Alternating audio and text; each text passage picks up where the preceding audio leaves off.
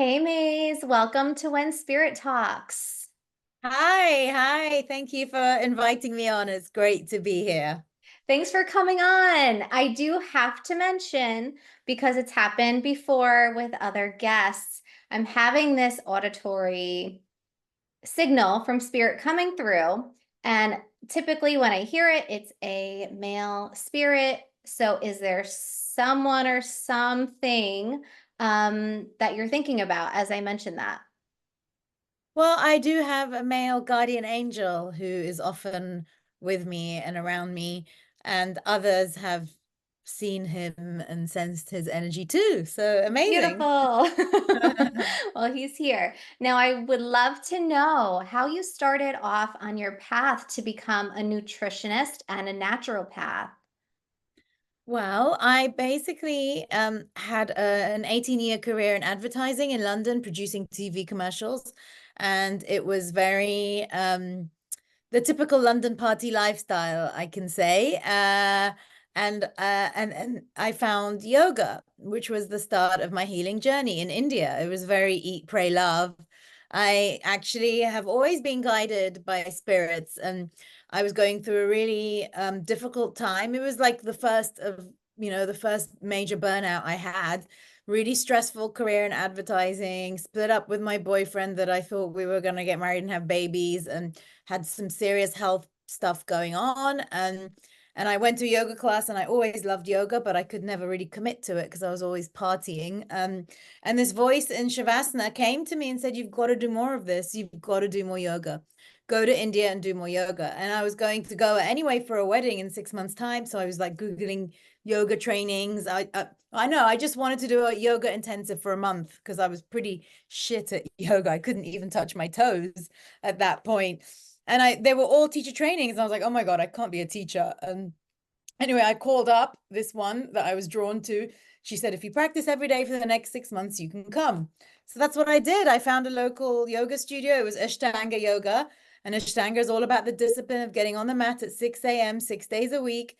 And that is what I did. And that was like my sobriety, because I would rather do the yoga than get wasted.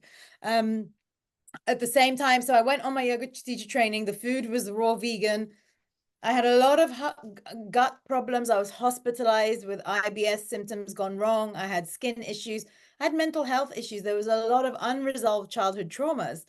And a month on the yoga teacher training, eating raw vegan, everything cleared up. And I was like fascinated by how the diet could heal the body and the mind like this. So that was when my interest started. That was January 2012, 12 years ago, over 12 years ago.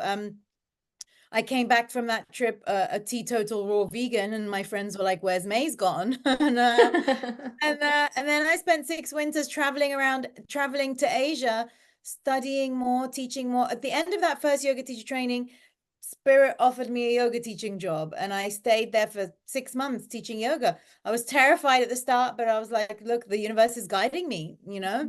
And so for the next 6 years, I freelanced in advertising in the summer, and went to Asia teaching, studying healing. It was like a long healing journey, a lot of layers of the onion peeled. And I'd seen this 3 year naturopathic nutrition diploma right at the start in 2012. But it was full time in London, and I really was very interested in it. And it took me like 6 years to sign up, basically. And I was interested in it for my own interest. Same with the yoga. I didn't go into it thinking I wanted to be a nutritionist. I certainly didn't go into yoga wanting to teach. But again, I was guided to that, and I realized I loved helping people. The course was very hands-on. We were seeing clients being supervised, and I loved it. And that gave me enough to finally say goodbye to the advertising career that really wasn't serving me. I was a completely different person 18 years into that career. And then I started my master's in clinical nutrition. So I studied 5 years in total. I'm still ongoing studying. And and then the pandemic happened, Mhm. and the world turned upside down. Now, I was also guided to, in one of my trips in winters in Goa, I was guided to start hosting retreats. So I had started that a couple of years before the pandemic. And then the pandemic happened. We had a retreat booked in September 2020. It was sold out. No one knew if we'd make it or not, but the everything opened up and everyone made it a very small window, and we had the most beautiful retreat because so much release after the madness everyone had suffered at the start. I mean, no one even knew how long it would go on for at that point. And I thought to myself, I don't really fancy London in lockdown in the winter. I'm just going to stay for a few months in Ibiza. 4 years later, I'm still in the Balearics. I ended up 2 years in Ibiza and then hopped islands, 2 years in Mallorca. And my base at the moment is in Palma, but I'm back home in London where I'm from now.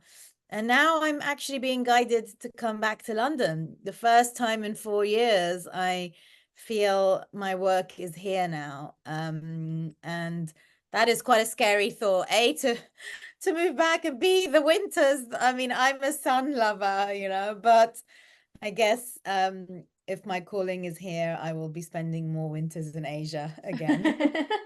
So that's a very long answer to your question. I do have a colorful story. I was going to say that's an incredible story. And so I am totally not brave like that. I could not just pick up and move. So I find that amazing and incredible. And when you were talking, it was interesting because the thing that was sticking out to me was you kept mentioning the number six. I don't know if you pieced it together, like six in the No. morning, right? Your yoga was 6 in the morning, 6 days a week. There was something else. Two other times you mentioned Six sixes. years, 6 winters in India. Yeah. Yeah, and it was all about like the number for me is about like rediscovery and refocusing. Is it? And Because like 666 is not a good number well, together. right, like traditionally some people don't think so, but the number six for me is all about like that rediscovery and recollecting your thoughts and like just really rediscovering yourself. So it's funny how, Hey, I didn't yeah. know that. That's beautiful. Yeah, so that was cool. That's what stuck out, but that's an incredible story. And how do you blend nutrition and yoga to help people heal their bodies?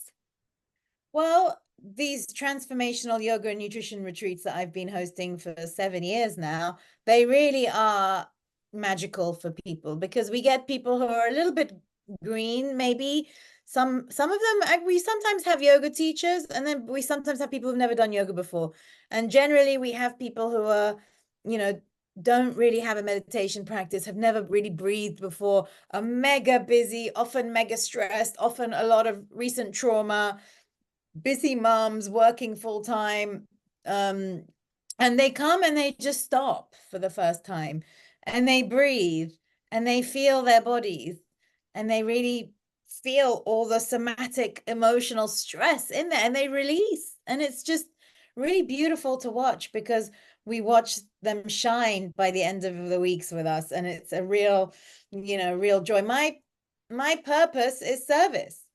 My purpose is service. It's just, and that is why I need to move back to London because Mallorca is beautiful. It's just a beautiful island to live in. I'll be crying when I leave, but it's almost like a retirement village, Mhm. like my career is not really doing much there. I'm not really reaching many people there. And I really believe in energy and everything like that, but everything is pushing me to leave, basically. Mhm. It's just nothing is flowing there for me. And I'm listening to the signs, I'm listening to the guidances because here in London there's so much opportunity and I can really reach a lot more people and help more people here. They need help here. They need help here. In Mallorca, they're just lying around on the beach having a nice time. Uh, yeah. And here they're grinding in the 9 to 5 and it's hard work. So yeah, I use the tools of yoga, meditation, breathwork, and nutrition. I believe I'm very different to regular nutritionists who don't have the 12 years of holistic experience and practice that I have. You really have to change what you eat to heal the body, but you have to change the mind too and how you operate, how you deal with stress. You just can't heal one without the other. And so that's how I work one-to-one with my nutrition clients. And that's definitely what we do on our magical retreats in Ibiza. Next one starts in just under 1 month. So we have one room left if anyone fancies. I don't know when this podcast will come out. That's incredible, amazing. And you're so right. It's like the mind, the body, and spirit are so connected. And I love how you're mentioning the diet and how when you went vegan, like everything shifted for you. What is the most important thing to know about gut health and how it helps the mind, body, and spirit? Yeah, well, that's a really good question. When I went vegan, I was a militant, staunch vegan, and it's part of yoga philosophy as well. Ahimsa, the first of the Yoga 10 Commandments, don't harm another living creature. So I really believed in it. But when I started my nutrition training, I of course started testing myself, and I worked with a nutritionist myself whilst I was studying. And I realized I was really sick being a vegan. I was really unhealthy. My thyroid was gone down and my zinc. I was trying to have a baby with my ex, and I was like infertile because there were so many things missing. And this is why working with a nutritionist is so important, because I was Googling a lot and reading a lot, and I thought I was a super healthy vegan. But there's just basic things like the omega-3s that are missing. You have to be careful with like zinc and iodine and selenium that you don't get from not eating animal products on a plant-based diet. So I'm now like an omnivore, but I'm still very careful about the quality of meat and fish. I don't eat a lot. I do eat a lot of plant-based food mostly. So I think with the relation to the gut health, I think, you know, really being careful. The three biggest triggers for gut are usually gluten, dairy, and sugar. And then on top of that, ultra processed foods. I always say you have to be a detective and really read those food labels. Seed oils are really inflammatory and they're in everything, everything. Like, and especially when they're heated and processed cakes and biscuits and things like that and cookies, they're really, really bad for gut health. Medications, people pop ibuprofen, like Smarties, that destroys the gut lining. Alcohol, it's a known carcinogen in the UK on the NHS, the health system website. One alcoholic drink a day increases the risk of breast and prostate cancers. Just one. Any more increases risk of all the other cancers. And it's just a part of life. And as well as that, binge drinking destroys the delicate mucus lining of our gut walls, which then leads to things like leaky gut and raised intestinal permeability, which then leads to more immune dysfunction. So gut health is not just IBS symptoms, cramping, bloating, diarrhea, constipation. It can lead on to a lot of other things that, fatigue, skin issues, migraines, brain fog. Then you can get things like candida, systemic candida in the immune system. Parasites can overgrow, things like H. pylori, small intestinal bacterial overgrowth. There's a myriad of things. It's very, very complex. And, people suffer for years and they just live with it. But actually, it can be resolved. It really can. Wow. So if people begin, let's say they start working with you, you identify what's going on, and they start making shifts to their diet, how long does it typically take for them to notice any improvement? Like, is it you're in it for the long haul and you gotta stick with it until, you start noticing some benefit, or is it after like a week or two, you're already starting to notice some shifts? No, I mean, look, I work with clients in 3 month packages minimum. We often do continue. And I provide the knowledge of how to heal. I give a lot of detailed information to my clients, but then it's the support and accountability ongoing of meeting up regularly, tracking progress. We might have to test different things, different therapeutic supplements that we might need to use. So it's like a combination of the two, the coaching as well. I always say it really depends. If someone's had this gut issue for 5 or more years, I can't promise that after 3 months it will be healed. What I do say is if you stick to the plan, I can almost guarantee that within 3 months you'll have an improvement, you know? So, yeah, but then sometimes we have to try different things out. And I'm the guide. Ultimately, the client has to make the changes. And depending on, how much they can change and how quickly will be how quickly they can get the results. And also, if we can invest in functional medicine testing, stool tests, urine organic acid test, mold test. Mold is a massive driver for gut health. If you see black mold on your walls, do not sleep in that room. Move house. I'm serious, because Wow. the problems it will cause will be lifelong. Mold is a carcinogen. In the UK, 1 in 2 are getting cancers now. It was one Wow. in three before the pandemic. By 2030, they're estimating 80% of the population will have a form of cancer. Those stats are pretty scary. And I really don't advocate living in fear, but Hmm. cancer is a lifestyle disease. Only 15% of cancers are due to genetics. So that's 85% due to the lifestyle. So it's up to us to make different choices to protect ourselves. So, when we work together, there will be improvements, but it might take time. So things like candida can be very stubborn. It sometimes can take like a year to clear it. I had a client with serious bloating, but she was in between Nigeria and France, and she couldn't get the right supplements. She was positive for SIBO, she was positive for candida. And it was like 6 months working together by the time she could get the right supplements to heal.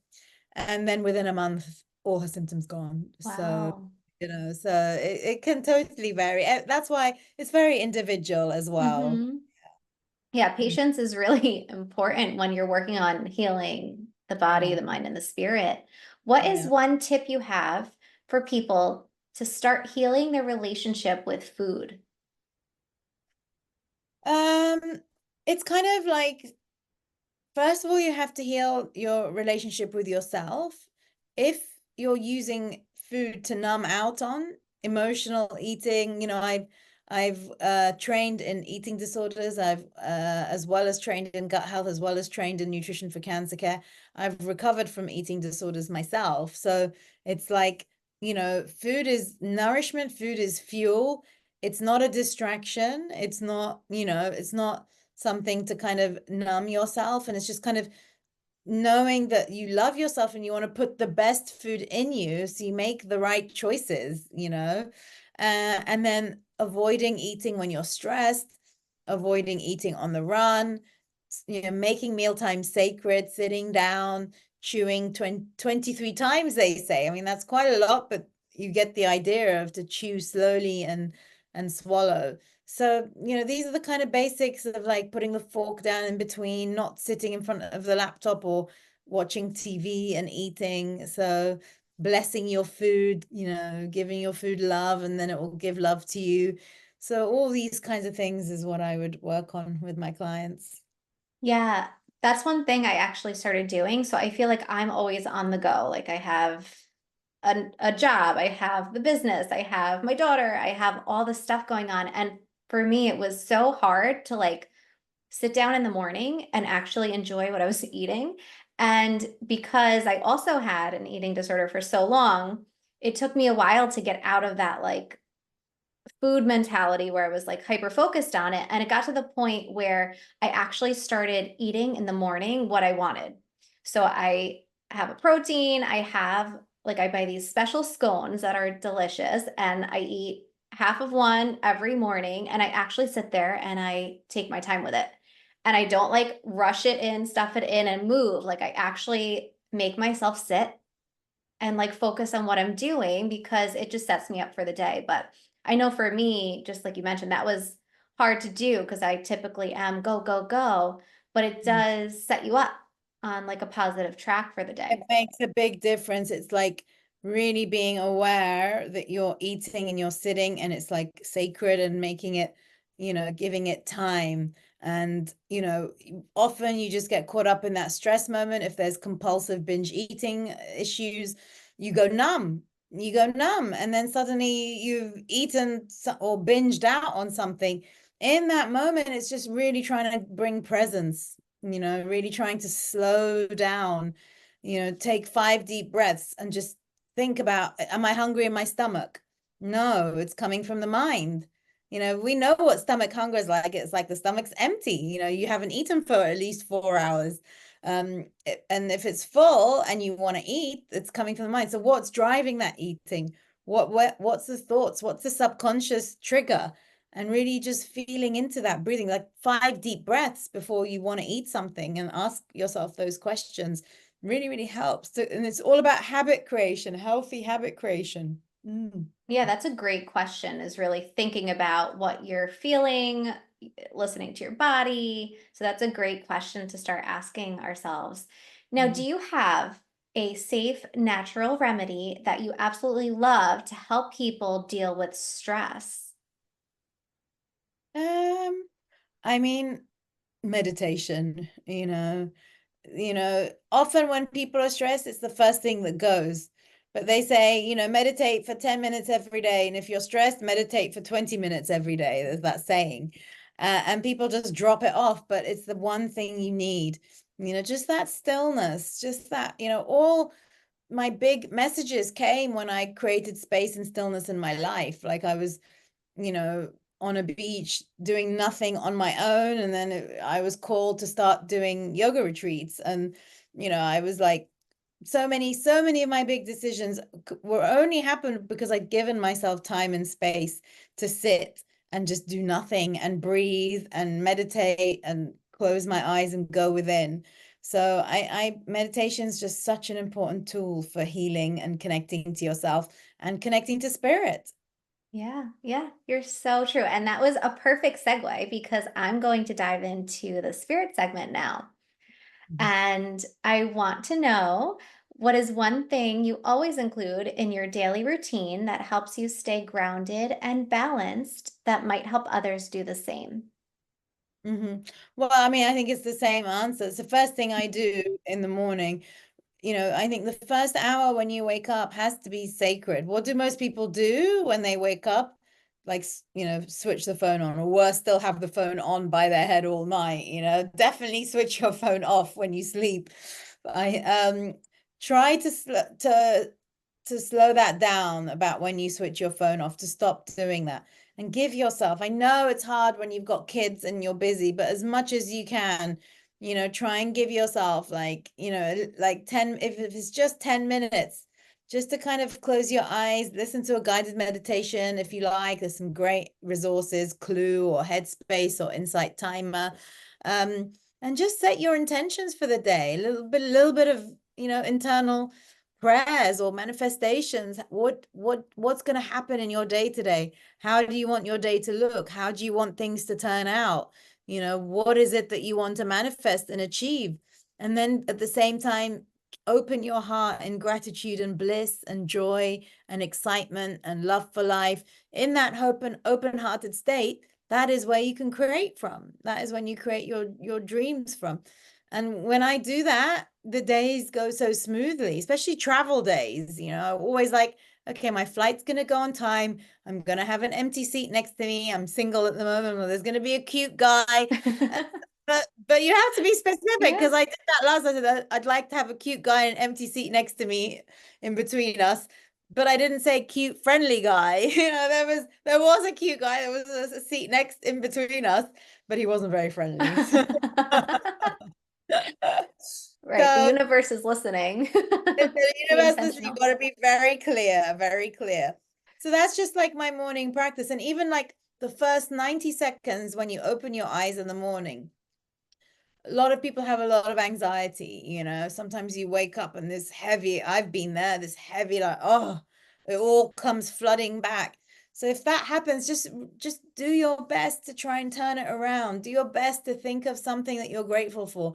Do your best to focus on opening your heart space and just being in the state of love and bliss and joy and creation as much as you can in that first 90 seconds, then moving into some meditation. If you like breath work, you can do some breath work, and then adding in movement if you can. Even if you're really busy and you don't have time, just 15 minutes of stretching, 10 minutes of stretching, 10 minutes walk around the block, if or nearest park, as much as you can, adding in movement. I mean, I'm very blessed. I have a very long morning routine. I will usually work out and do strength training or calisthenics or ashtanga for a good hour and a half after my meditation. So, but I know most people may not have that much time, but just giving yourself an hour would be a joy for most people. And then making healthy breakfast. Yeah, it was interesting how you mentioned sometimes waking up with that anxiety. And I feel like that does happen, especially if the day before and the night before you haven't fully given yourself a chance to process all of those emotions and thoughts, and they literally stay in your body. And then as you're sleeping, right, our mind is always trying to process in the subconscious, but then when you wake up, if it hasn't fully integrated, that feeling starts. Still there. Yeah. And I always used to do what you said not to do, which was check the phone, go on Instagram. And there was a point when I was like, yes, it's so stressful. I shouldn't be starting my day off with this stress. So I don't now, I have a little routine. I have my breakfast, my coffee, I pull my card of the day. And after that is done, is when I start to, give myself that time to do what I need to do. But before that, it's like, no, this is my time. Let me start it off the right way. And the days when I don't do that, I do notice a shift in my energy. Like if I'm out of the routine or we're away and something is kind of a little bit off, I do feel that. Yeah, exactly. Try it and see. Exactly. Like, I can't say I'm perfect. Sometimes I'm like, there is something urgent. I switch on the phone. I'm just gonna have a look at WhatsApp before I meditate. Boom, 20 minutes gone. And that's Yeah. like half most of my meditation time. So yeah, it's you have to be really disciplined about that. And it is challenging. It is challenging. Yeah. Yeah, it is. And for me, when I started reframing it, just like you say, like nourish your body, nourish your mind. Like for me, it was, okay, this is Stephanie's time. It's just me. It's what I want. It's what I need. And then that helped me kind of get through. Like everything else can wait, but I need to give myself some love. Exactly. Now, Maze, do you have a favorite story regarding your connection to spirit? Um, I mean, I think I've always been connected. I don't know if there is like a favorite story, but it's like, for 18 years I was like drunk and high, like leading this crazy lifestyle and just surviving and not thriving. And I actually didn't really care if I lived or died. And I put myself in some very dangerous situations as a result of that. I mean, I was fully functioning. I, worked full time and built a very successful career as a EP in advertising, but I wasn't really functioning in life. But all the times when I was about to go too far, you know, spirit saved me. There was always my angels, my guides, always looking out for me. And then, whenever I ask, I always get an answer. And that's what I say to my clients as well. We have that guides and angels around us. They can't help us if you don't ask. And there are moments where I'm so connected that whatever I think just appears in front of me. I've done a lot of Joe Dispenza work, Mhm. and I've attended 5 of his retreats, and he's really big on manifestation and visualization. He once gave this talk about how he was in the forest and camping on his own, and basically felt like he really wanted his favorite sourdough loaf of bread, and then it fell out of the sky and appeared in his arms. And when he told the story, it was in front of like a 3,000 people hall. I was like, I don't know if I believe that. I was like, that's a bit far-fetched. How can it just fall out of the sky? And then only like last week I was it's just this really small thing, but I broke my favorite necklace. It's like a necklace with crystal waters and really healing energy. The pendant fell off. You have like this small ring that connects the Mhm. two.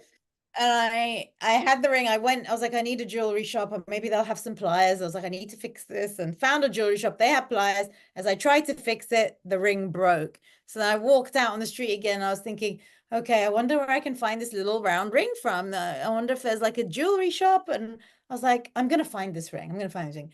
Literally minutes later, I looked on the floor, and there was the exact size ring that I wanted, that I needed, on the floor in front of my feet. I mean, this is a tiny thing, but it was massive for me. It was like, oh my God, I mistrusted Dr. Joe, but I've just manifested, created this ring out of thin air in front of me. I mean, what are the chances of looking down and finding a tiny ring that fits? And then I found another shop and fixed it immediately. It fit perfectly. So yeah, I mean, here's the necklace. It's right Oh, let next to me me. see.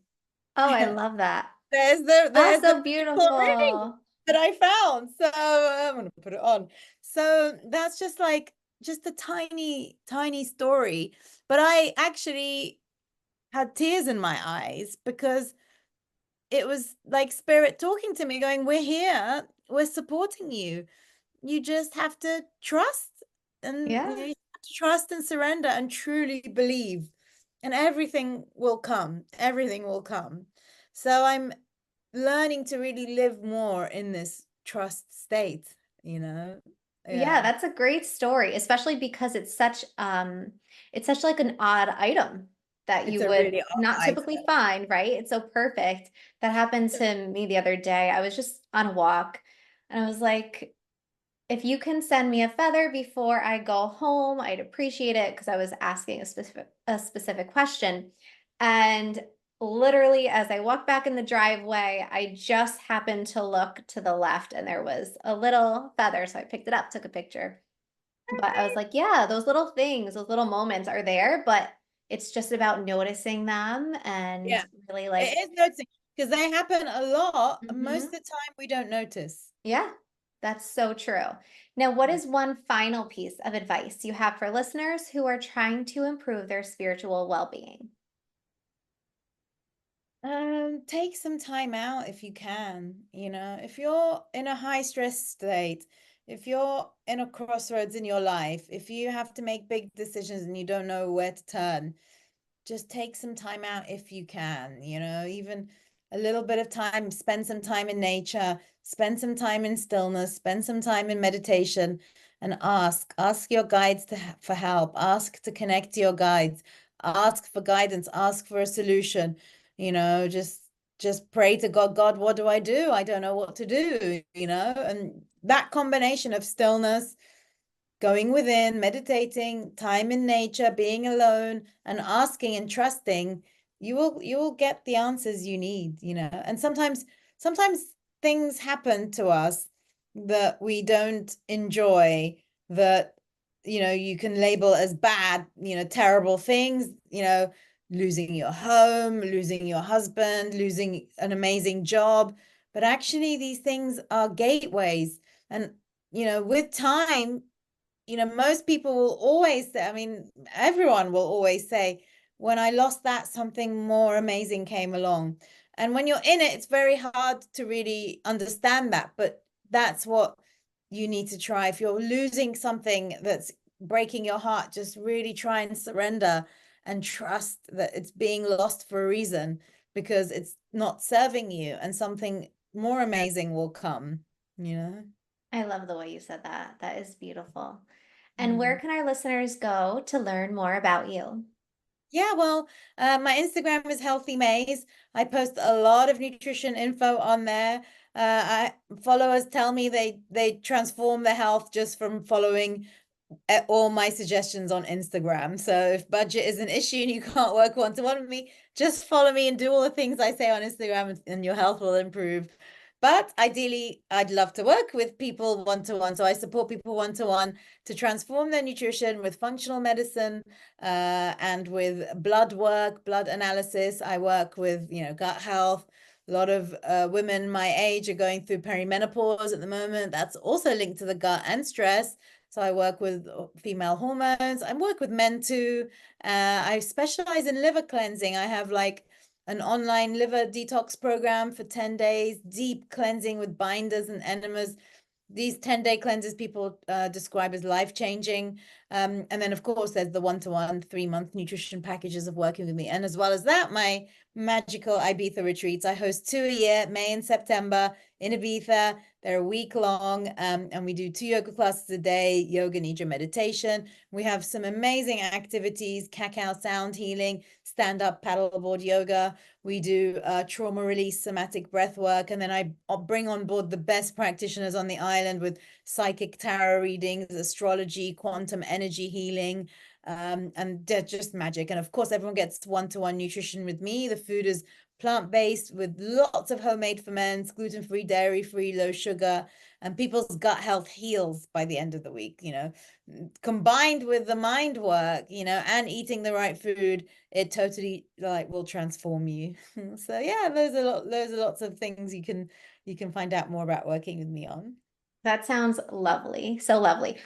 But before we go, now that you brought up tarot, I pulled a card for you. So I'm going to show you what it is and how it represents you, and then a message for everyone else. Okay, are you ready?